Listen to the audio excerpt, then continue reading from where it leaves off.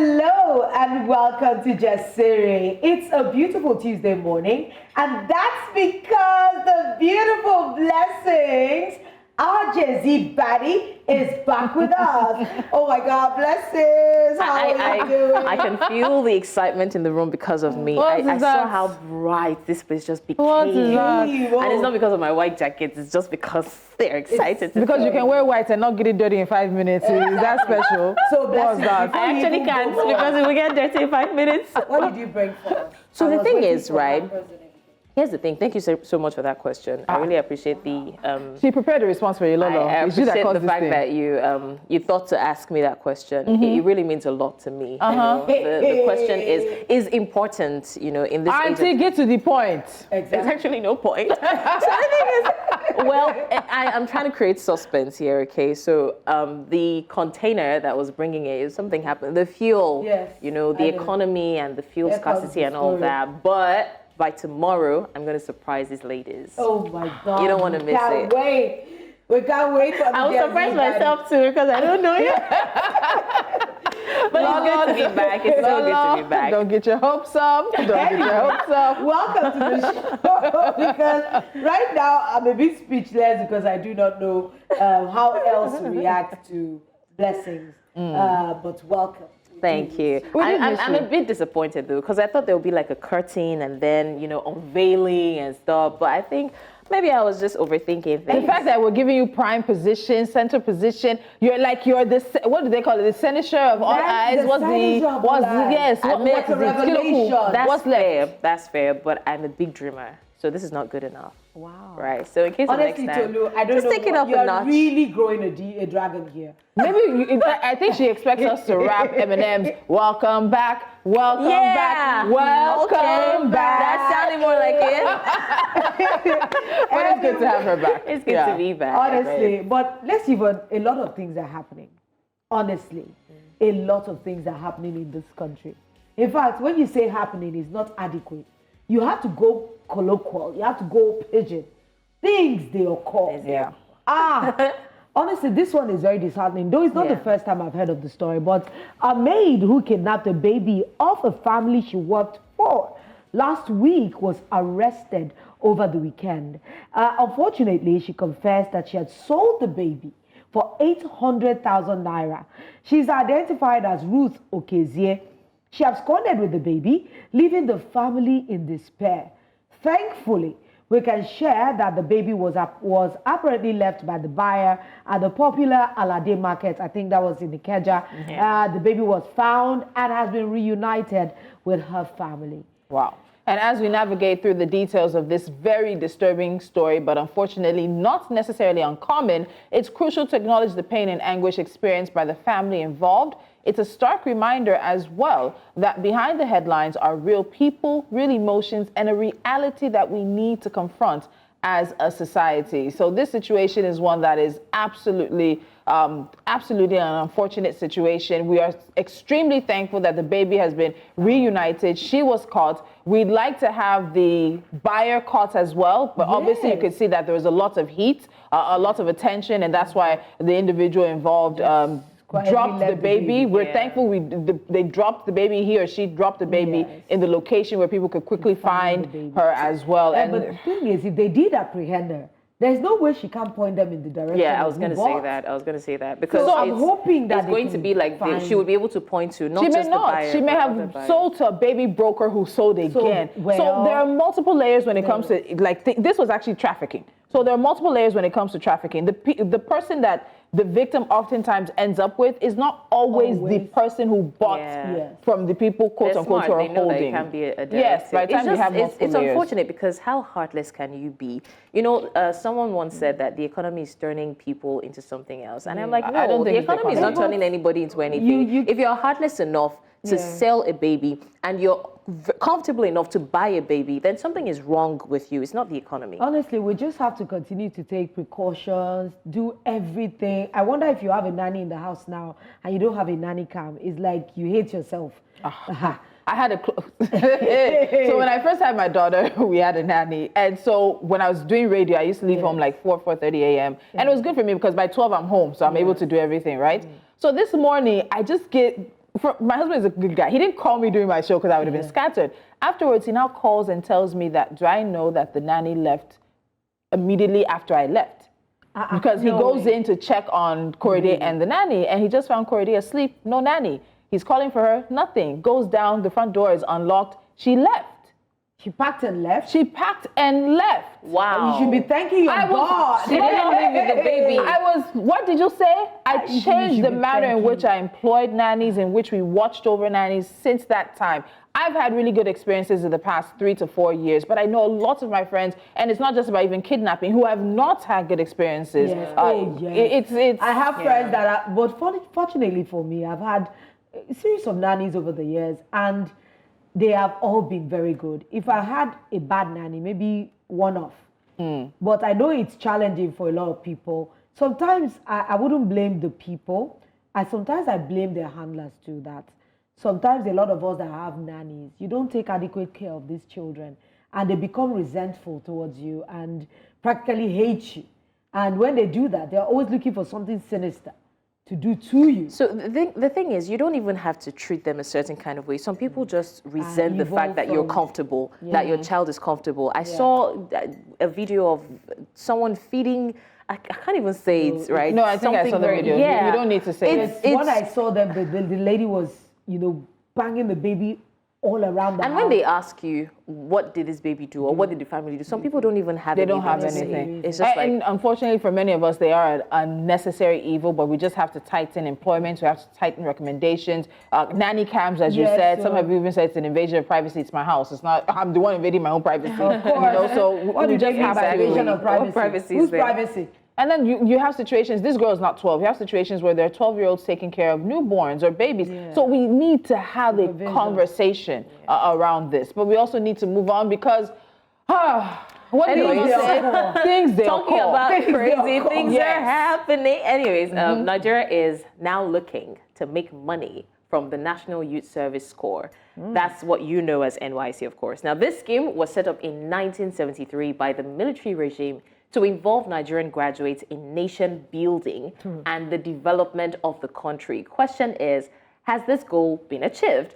In an interview, the Minister of Youth Development, Jamila Bio Ibrahim, said the government is looking to reform the program with focus on holistic funding of the program, corpus remuneration, and to take it beyond a social program to a revenue-generating scheme and agency.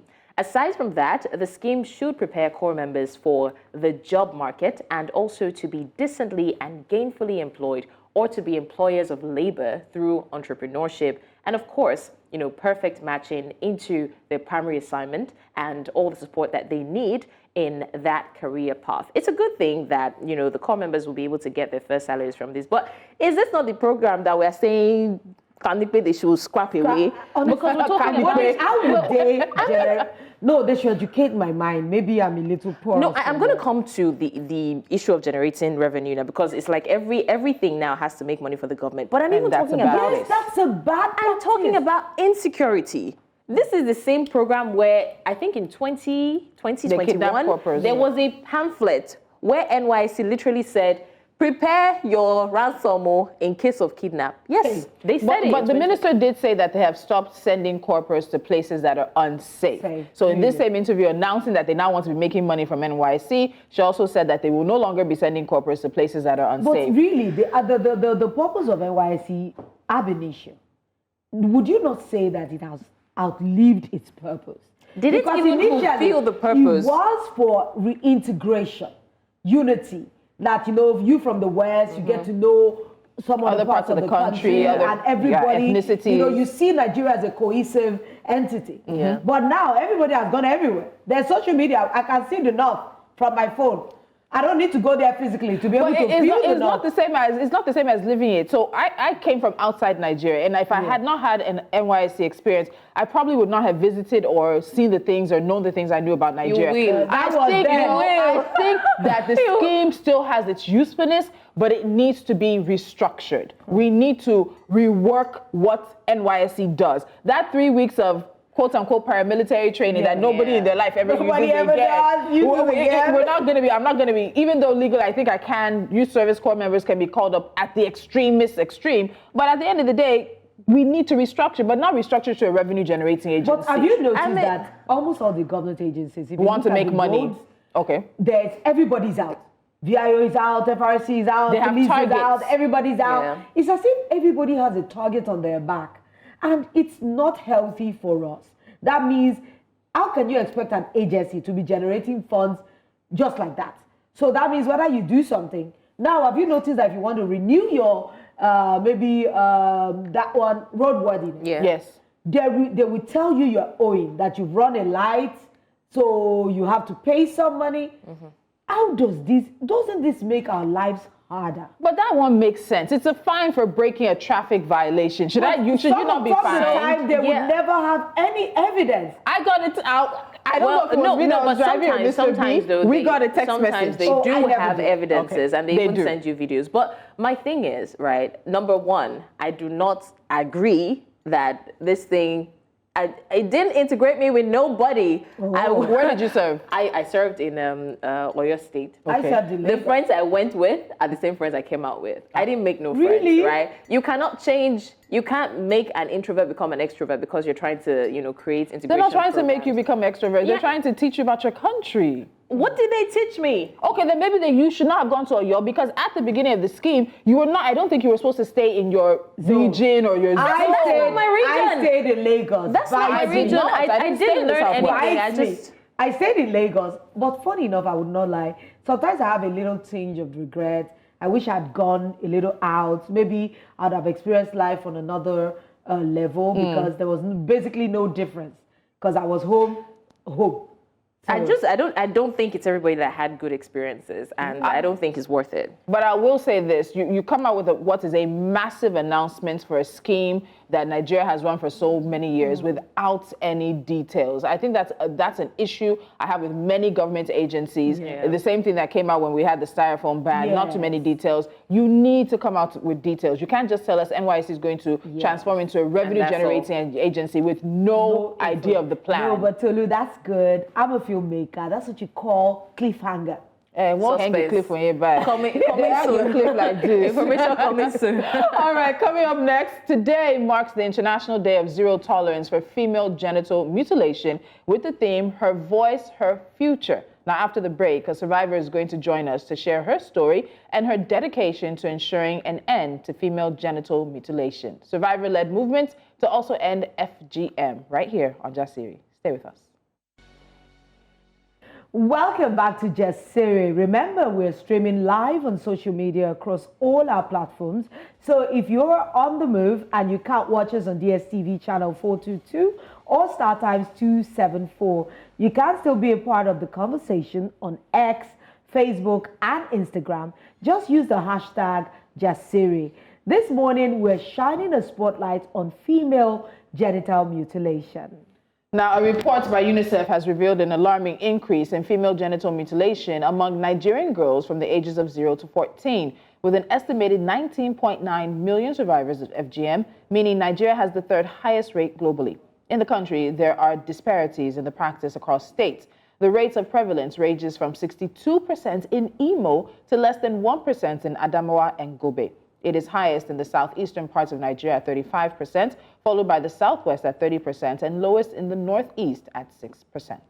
Now, researchers have found that infertile women were significantly more likely to have undergone the most extensive form of female genital mutilation involving the removal of the outer labia. Effects include postpartum hemorrhage, someone help me. Episiotomy. Thank you so much. With you. Increased risk of infection, including HIV, obstructed labor leading to cesarean section, and general complications during childbirth, which we know that a lot of women do suffer. This underscores the urgency of our conversation today and the need to invest in survivor-led movement for a society that is free from FGM. Joining us to have this conversation now is a journalist and a gender advocate, none other than Melony Ishola. Welcome so much, Melony. Indeed, thank you for having me. I love the glasses, by the way. I know. I think it's the name I'm crushing on. I love it, Melony. Melony. I would have said Melony. No, What Melony. is Melony? Yes. And for It's sure, musical. you could just say melon. Melon. Melon. That's a good. I'm not. Why would I call you Melony? Why would you start like a You know, food because that's business? essentially Cantaloupe. that is the Melon for melon. Let's love start. And your Melony is popping. Wow. Thank you for I saying saw it. that. I'm back. I'm back. I want to rhyme. Come on. All right, Melony, let's get into the conversation of the day. That's correct. You're not just a filmmaker. You're not just a journalist or a documentary maker who has extensively done work in the FGM field, but you are also a survivor. We don't use the term victim Anymore. We don't for almost anyone. You have a personal story about FGM that has brought you to the Jasiri table today. Take us That's through. correct. That's correct. So I say that I'm not just a survivor because I wanted to be a survivor. I discovered that I was a survivor for just being curious enough as a journalist to investigate female genital mutilation. So after I was almost done putting together the documentary in 2020, before the lockdown, I had a huge discovery. You know when they say this is an epiphany moment. And then I found, so for 33 years of my life, I have lived without the clitoris, without even knowing. So if I knew I didn't have a clitoris, it would make a different conversation. So I didn't know that I didn't have a clitoris. I became pregnant. First child, became pregnant. Second child. So all of a sudden, a lot of things made sense. And how did I discover? So in putting together the B-rolls, the pictures to augment the story, then we had to literally dig up what a clitoris look like or should look like. And then I said, no, I don't have this in my genital. Right. And then I went checking with a mirror. It was a Friday, and I called my mom. And then she didn't pick because she's a Muslim. She was at mosque. And then she called me back like an hour later. And then she said, hello, me. I said, yes, mommy. For those who don't speak Yoruba, I want to ask something from you. And then she says, what's that? I said, when I was a child, did you cut me in Yoruba? She said, Oh my God.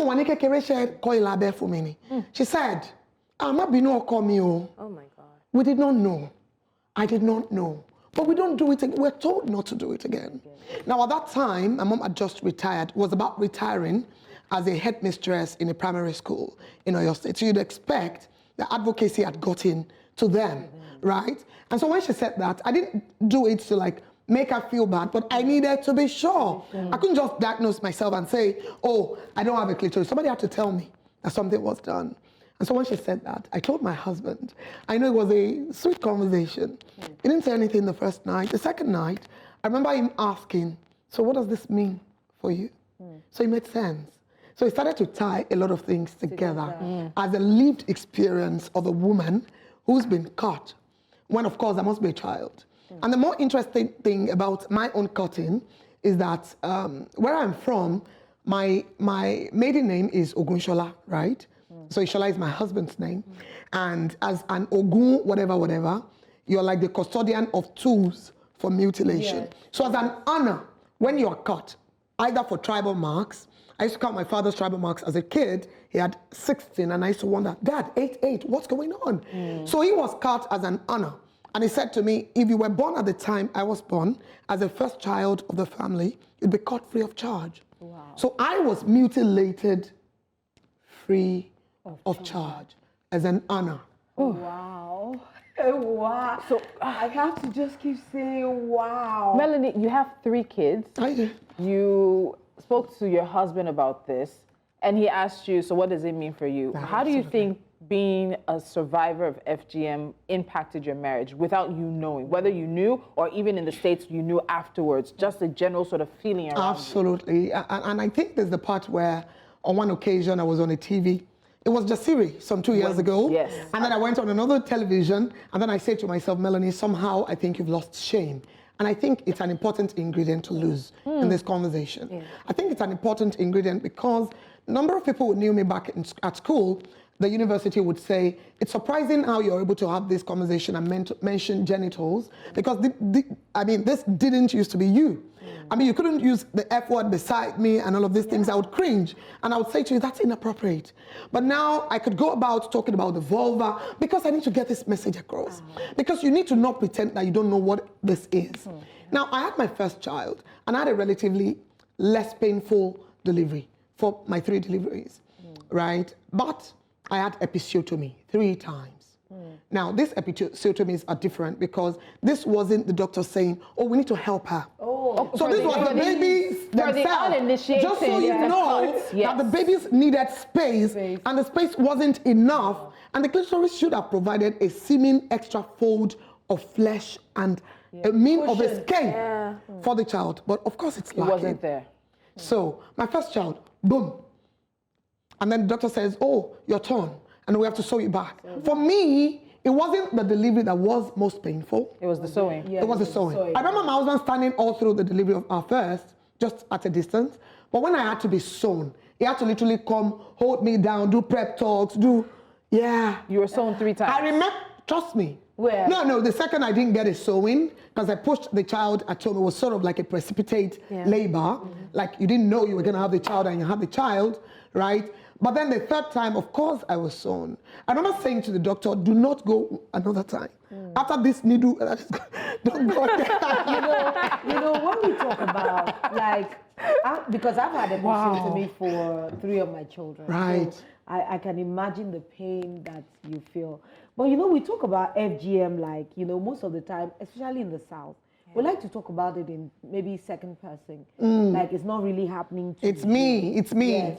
But, you know, as a survivor, and in the course of producing your documentary, I know you must have been exposed to a lot of knowledge. Absolutely. Talking to survivors, talking to even the people that inflict these on people. Yeah.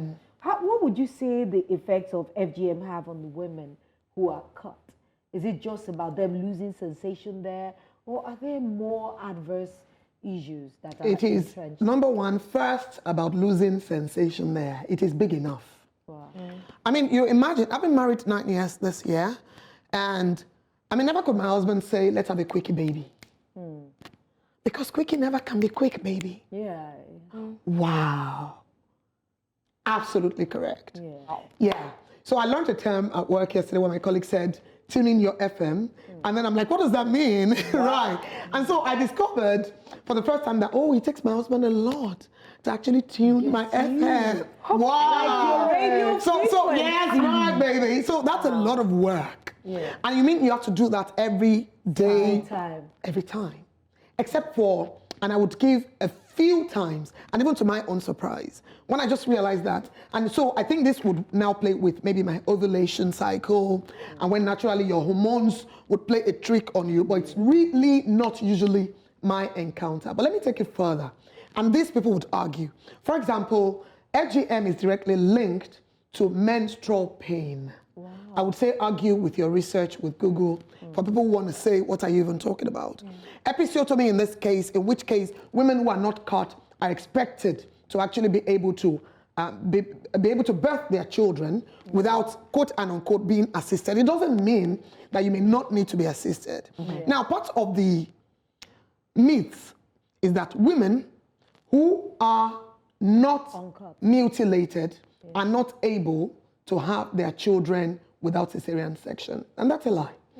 It is being cut that actually predisposes you to having your children by a cesarean section. Wow. So there are a lot of myths and how they've been able to ingrain it in the thoughts of people.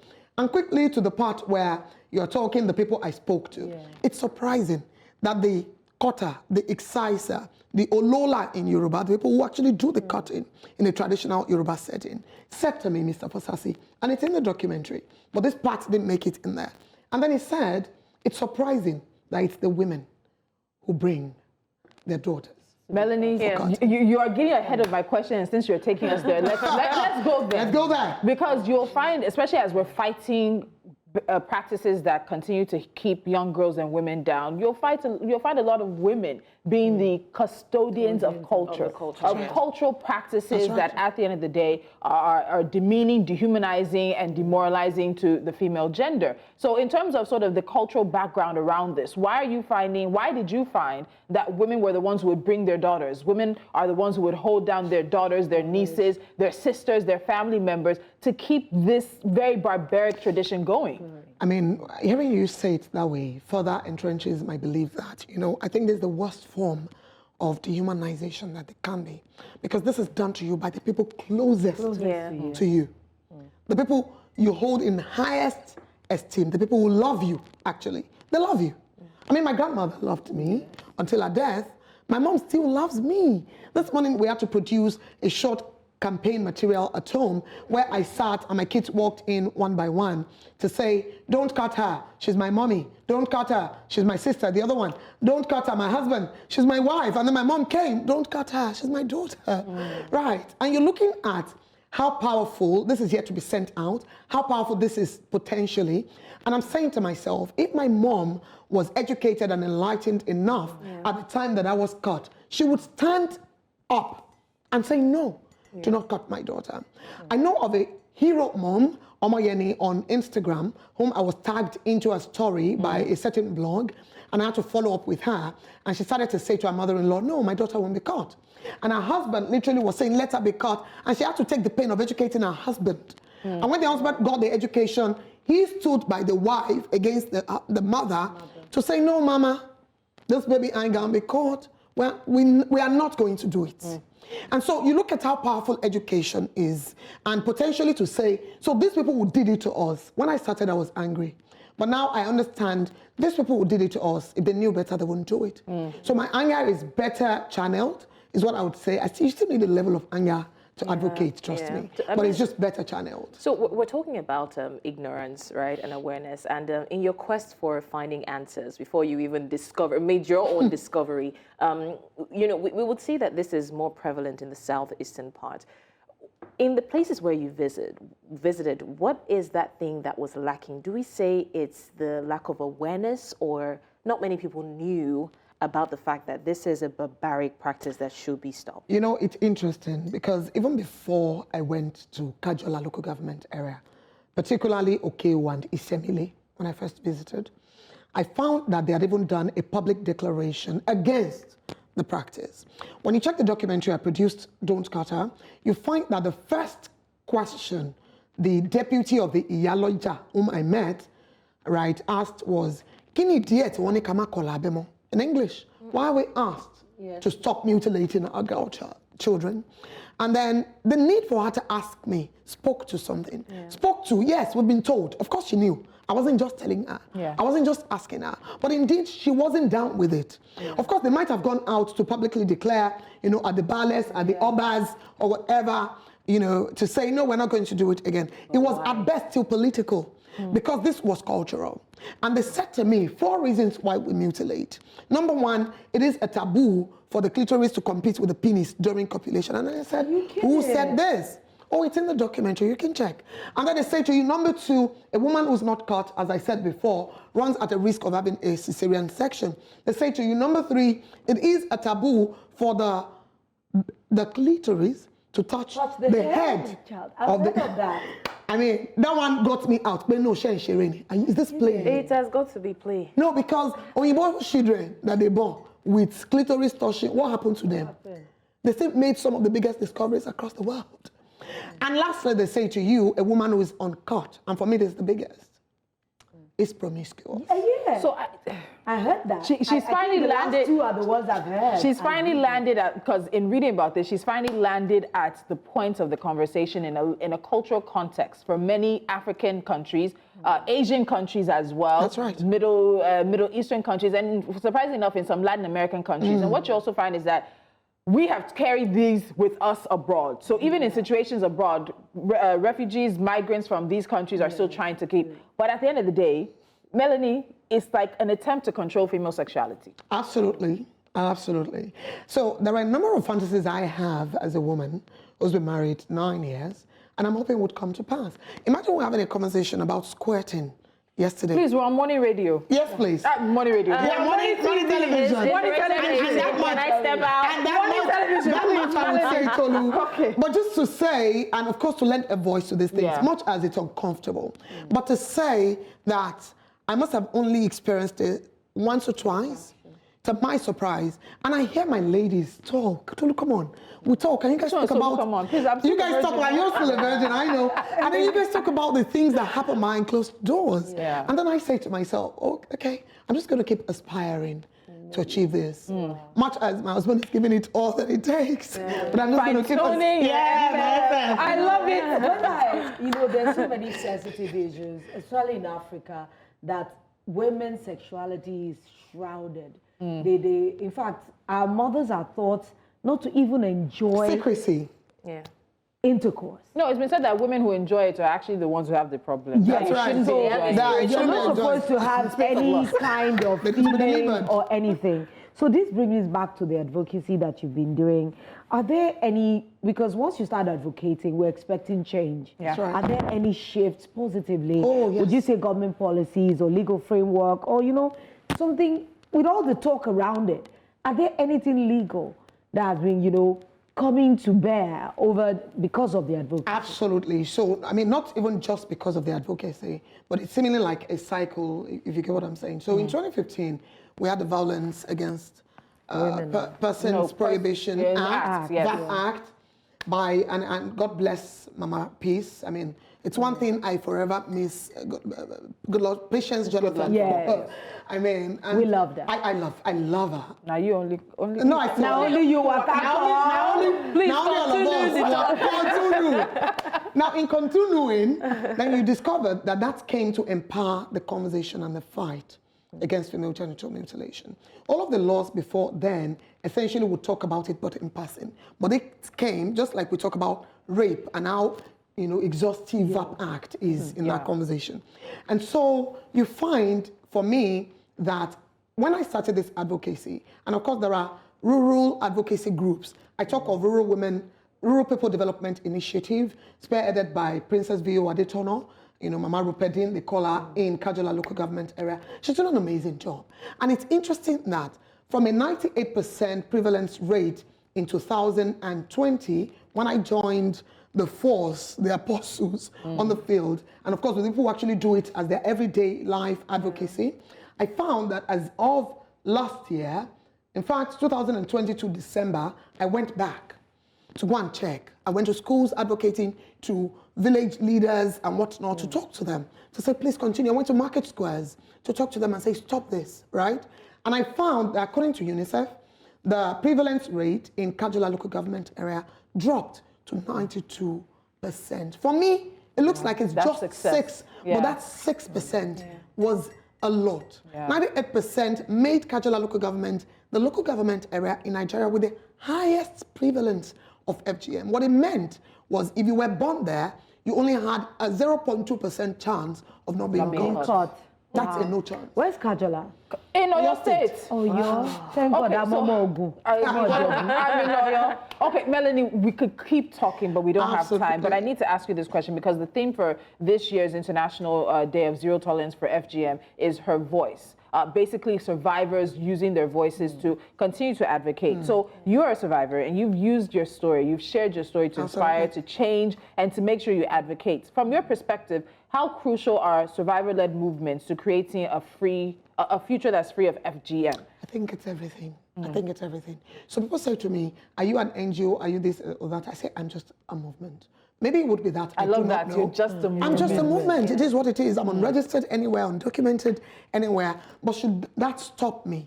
And essentially to say, it's not all about, I need funding to do this. Of course I do, but truth of the matter is, it doesn't stop my voice. And if I do not look at my own singular voice as being too small, then it would create the kind of change I believe it can. You look at last year, the theme was to raise the male voices. And I have 3 kids, they're all boys.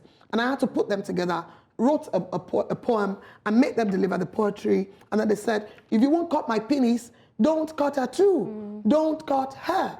Right. And I continue to do this. And I say that more and more women need to lose the shame. So powerful. It's in still keeping the shame of, I'm mutilated, so why do I want to talk about it? Why do I want to become the poster child? I didn't come out or start out to become the poster child. But I have lived through the horrors of FGM enough to know, and I have a lot of cousins living through it, by the way, because if you are from where I am from, it's the same. My mom said, we caught you. So I was, she painted a scenario where when they were going to cut us, me, my cousins, and all of us just took us to Agboleolola, and you know the sad part? They just use one cutting. Oh my God. From a child. So you're talking of what a child, the risks a girl child runs. Yes, runs.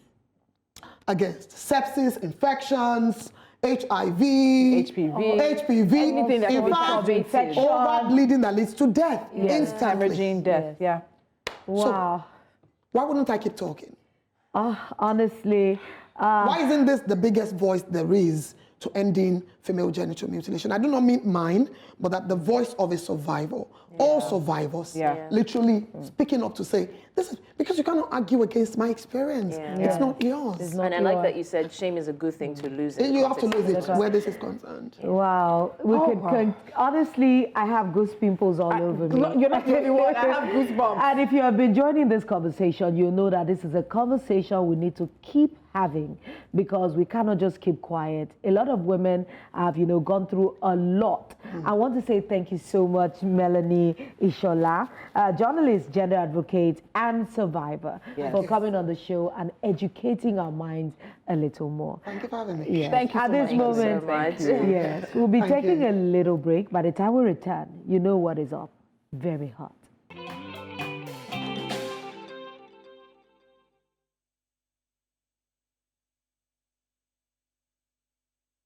Now, a video of a pastor's sermon is going viral because she suggested that if you're a Christian in the civil service with properties in Abuja, Lagos, other places, and you have your children studying abroad, you are a thief. Because according to her, the world doesn't favor Christians and is often against them. Let's watch this clip.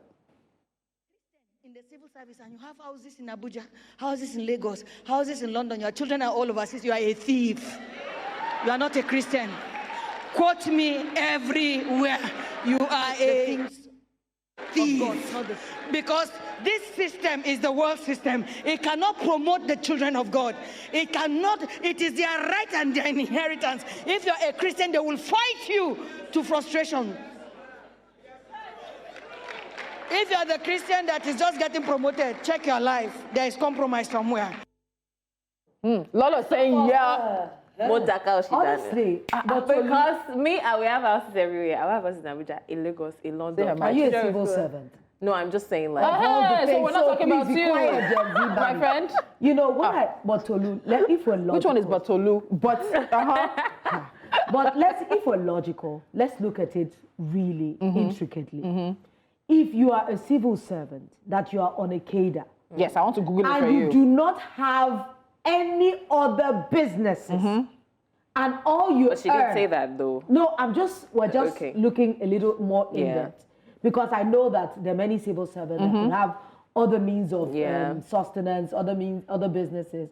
But if you're just a civil servant, you have no other visible or traceable means of businesses or doing other things. Are you telling me that from the monies you earn, you can actually buy a house? I want us to do the math. It will be an impossible task. Because hardly, even if you are not on maybe level 12, some of the level 12ers are not even earning up to maybe 250K. Yeah. So you count that with the amount, average 3-bedroom, even in Abuja. Let's even look at it. Let's even be so base, 45 million. You out of your 250. This is hypothetical, by the way. I don't have the right figures. So even at 250, with paying school fees, house upkeep, upkeeping your family, fuel, all the living costs that you expend from that 250, how long would it take you to save enough to be able to buy a 45 million naira house? So I want to say that if you have gone through the civil service and you've made it to, is it cadre they use, or level 10 and upward, and you've been very good with your financials, and you've been saving well, and you've been investing. What tells you, what are you saying that at that point in time in my life, at that level, that I won't be able to have money, after that I won't be able to buy land? Honestly, what if I don't see there are investment opportunities. There's investments, there are loans. I'm What are we not talking saying about? that you can't have investment opportunities. I get you, though. I said, if I could do the math. She has taken the glasses off. If I could do the math literally. Yes. Except we want to fool ourselves. If you can barely save 50,000. Let's even assume, okay, I'm not good at math, but let's assume that you're saving 50,000. Blessings, can you do 50,000 in 20 years?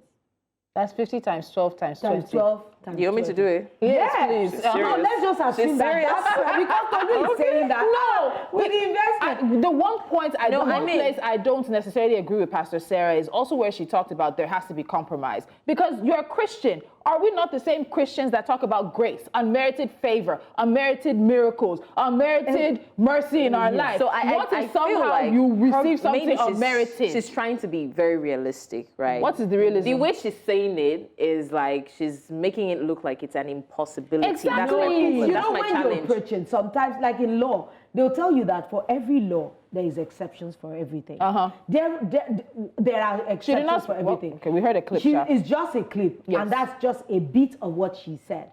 I'm sure what she's trying to drive out is that when we make compromises, you might get some kinds of favors that are not merited. And that are not Christian. And when you get favors that are, it's just like a person that is not good at a job, and she's alleged to be sleeping with her bosses, and she's getting promotions. But we pray for miracles. That are not we pray for unmerited favor. We pray for unmerited favor by selling. I'm saying that there are unmerited favors that you don't have to do illegally. Exactly. Right? So my problem is a lot of times we say things like, "Oh, what she's trying to say, we should stop doing." There's another preacher who came and said, "If you are carrying your natural hair, you are not ready to marry, or you are not this one." And then at the end of the day, they're like, "No, you are misunderstanding." No, we heard exactly what you said. But you know that every time we say something, it's just like when we discuss this. The perception that people get is personal. Yes. The interpretation everybody puts to every single conversation is different. It's different, but it's based on what you said. But we didn't hear the whole sermon. So I also say that I especially agree with you, especially when it was coming from a religious figures, because let's not forget, in this our same country, we have religious figures who have private jets, who have escorts. Lola's eyes just crossed. Yeah, who have escorts. Oh yeah, private jets. Their kids are nowhere near Nigeria. Yes. They're treated like the creme de la creme of the society. How many men of God don't have children who have studied abroad?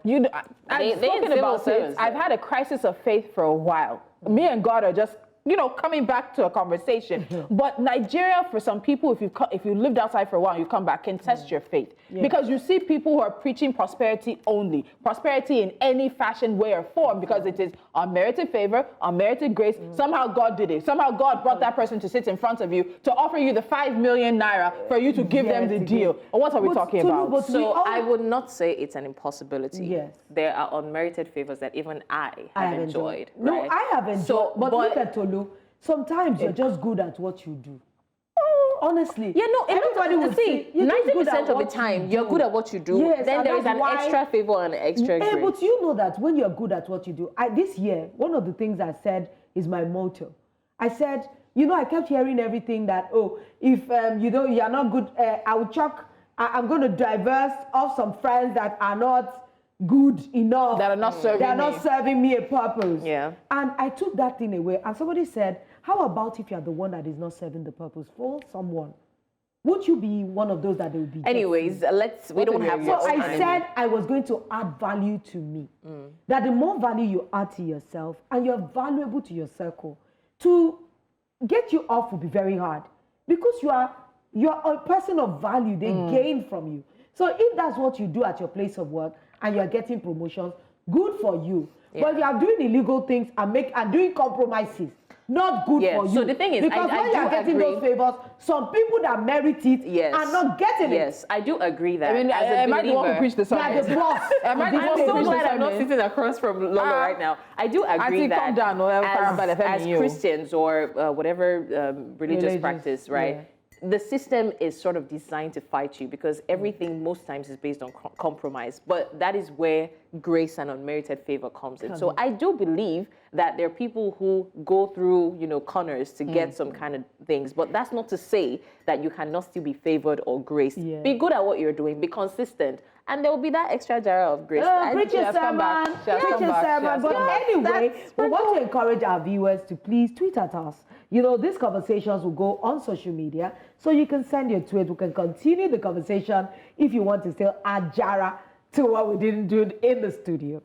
Anyway, we still have one more story, but time is just... They will cut your head. So just before we wrap up, we want to give a big shout out to one of Nigeria's biggest female athletes, and that is Toby Amushon, who keeps making us proud. She broke her very own African record in the women's 60 meters hurdles at the MB Indoor Grand Prix, finishing at 7.7 seconds.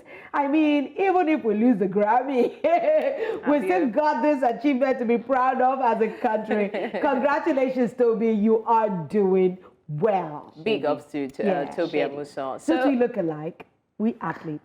Blessings, please. Moving on. Moving on, Jerry. But it's good to have Blessings back, of course, with us on the show. Excitement, bringing the big purr energy. Do they actually purr or is just purr? No, it's purr. Bringing the big purr energy. You can't do like a do it. A big purr. You have to like. And they said that I look like Stephanie Okereke, so since we're all picking twins today. Anyway, we're very excited about the new programs that are coming to News Central. We definitely need you to stay tuned to the station to make sure you don't miss out. Special thanks to our guest, Melony Ishola, who said, I'm leaving the shame and I'm going to share it all in detail. Thank you, Melony. That was a very unstripped, very bold and defining conversation. If you missed it or if you want to share it, you can head to our YouTube page and we'll make sure we get it up there. Thank you so much for watching. We'll be back tomorrow, same time at 10 a.m. West African time. So please tune in to get your front row seats, your popcorn for all the hot action, hot topics, and conversation. And don't forget, we're closer to Friday. Yay. We do have another special guest joining us on our Hot Topic special this Friday as well. So you know the place to be at News Central TV. The hashtag is Jasiri. And make sure you're here tomorrow. And that's because we'll be here too. Mwah, mwah. Ain't fun, sweet. I'm there. Oh, Jesus.